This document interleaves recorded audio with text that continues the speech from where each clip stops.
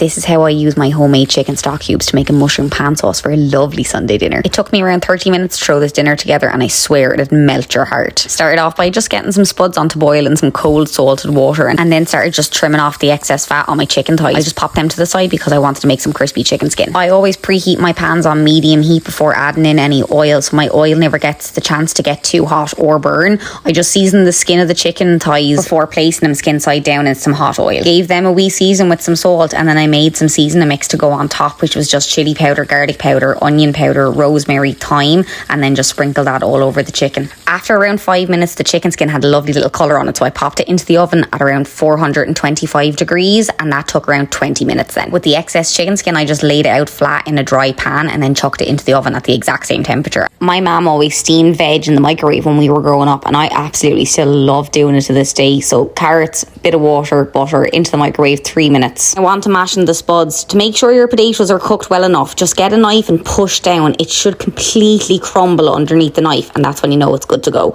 Little bit of butter, little bit of milk, give that a mash. It was a little bit dry, so I added more milk, and then I had a pretty creamy mash. Threw some parchment paper on top of that just to try conceal as much heat as possible just while I finished off the rest of the dinner. This chicken skin here is at the halfway point, so it needed another around 5 minutes. But in the meantime, our actual chicken is done and we can start our pan sauce. So I threw the heat back on and just gave that like another 30 seconds just to make sure that it was like really, really crispy skin.